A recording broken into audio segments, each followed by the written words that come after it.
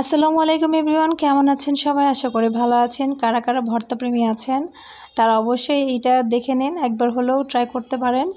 দেখবেন আসলে অনেক মজা হয়। আমার শাশুড়ি মার রেসিপি। দুইটা ভর্তা নিয়ে হাজির হয়েছে আপনাদের জন্য। একটা হচ্ছে চাপা শুটকি ভর্তা, আর একটা হচ্ছে মিষ্টি কুমড়ার খোসার ভর্তা। চলুন তাহলে দেখে নিই কীভাবে ভর্তাগুলো করেছে। অনেক মজা হয়, অনেক মজাদার দুইটা ভর্তাই। প্রথমে মিষ্টি কুমড়া নিয়েছি। মিষ্টি কুমড়ার খোসাগুলো ছাড়িয়ে নিয়ে মিষ্টি কুমড়ার খোসাগুলো সিদ্ধ দিতে হবে প্রথমে। তারপর সিদ্ধ করে রসুন, মিষ্টি কুমড়ার খোসা, কালো জিরা, তারপর হচ্ছে শুকনো মরিচ এগুলো দিয়ে তারপর ভেজে নেব কিছুক্ষণ। ভেজে নিয়ে তারপর শুকনো মরিচগুলো আলাদা করে আগে বেটে রেখে দিব। বেশি দেব না, কিছু উঠিয়ে রাখবো, কারণ যদি ঝাল বেশি হয়ে যায় সেজন্য। যার যতটুকু ঝাল লাগে পরে নিয়ে নিতে পারবে। তারপর অতটুকু উঠানোর পরে আপনার মিষ্টি কুমড়োর খোসাগুলো আবার আলাদা করে ওইখানে বেটে নেব। বেটে নিয়ে এক সাইড করে রেখে দেবো। ব্যাস হয়ে গেল মিষ্টি কুমড়ার খোসার ভর্তা। আপনারা চাইলে এটার উপরে আপনারা কালো জিরার পরিবর্তে আপনারা চিংড়ি মাছ দিতে পারেন।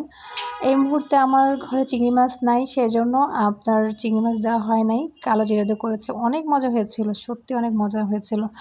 তো এরপরের যে ভর্তাটা হবে সেটা হচ্ছে চাপা শুটকি ভর্তা, আমার শাশুড়ি মার একান্তই নিজের রেসিপি। তারপর আপনাদের মাঝে শেয়ার করলাম। সবসময় শেয়ার করা হয় না, এইগুলো যার যার হাতের এক একটা মানে টেকনিকের ব্যাপার, এবং হচ্ছে আলাদা একটা অন্যরকম মজা হয়। তো যাই হোক, এই তো প্রথমে কাঁচামরিচ, পেঁয়াজ, ধনিয়া পাতা এগুলো একটু টেলে নেব। টেলে নিয়ে এরপর তুলে রেখে দেব। এরপর করব চাপা শুটকি, যেটা হচ্ছে চাপা শুটকিগুলোকে একদম সুন্দর করে পরিষ্কার করে ধুয়ে তারপরে ভেজে নেব। একদম ঝুরঝুরা করে ভেজে নিতে হবে, তা না হলে একটা বাজে গন্ধ থাকে। তো ভেজে নিয়ে তারপর দুইটা আবার সুন্দর করে বেটে নেব। প্রথমে রসুন আর ধনিয়া পাতা এগুলো বেটে নিয়ে তারপর চাপা শুটকিটা আমি বেটে নেব। ব্যাস হয়ে গেল।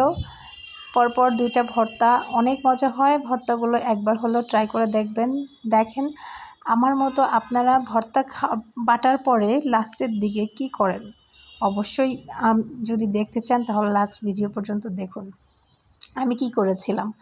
অনেক মজা হয়েছিল। প্রথমে দেখেন ভর্তাটা প্রথমে তুলে রাখবো অর্ধেকটা, কাঁচামরিচ আর ধনিয়া পাতা, কারণ এটা আবার যদি ঝাল হয়ে যেতে পারে প্রথমটার মতো অ্যাজ ইউজুয়াল। এরপরে ভর্তাটার মধ্যে আমরা দিয়ে দিব, চাপাটা দিব। চাপাটা দিয়ে তারপর মিশিয়ে নেব। এই তো হয়ে গেল। দেখেন সুন্দর করে এখন বেটে নেব। বেটে নিয়ে ভর্তা দুটো রেডি করে নেব। ব্যাস হয়ে গেল ভর্তা। একটা হচ্ছে চাপা শুটকির ভর্তা ধনিয়া পাতা দিয়ে, এটার মধ্যে ধনিয়া পাতা বেশি লাগে। আর একটা হচ্ছে মিষ্টি কুমড়া খোসার ভর্তা। অনেকেই জানেন, আবার অনেকেই যারা না জানেন, যারা ভর্তা সম্বন্ধে আইডিয়া নাই, তারা দেখে নেবেন, একবার হলেও ট্রাই করতে পারেন, ভালো লাগবে। ধন্যবাদ সবাইকে। আর লাস্ট দেখুন না আমি কি করি। ভর্তা বাটার পরে কিন্তু আমার পাটায় মেখে ভাত খেতে অনেক দারুণ লাগে। আপনাদের লাগে তো? একবার হলেও ট্রাই করবেন, দেখেন আসলে অসম্ভব মজা লাগে। ধন্যবাদ।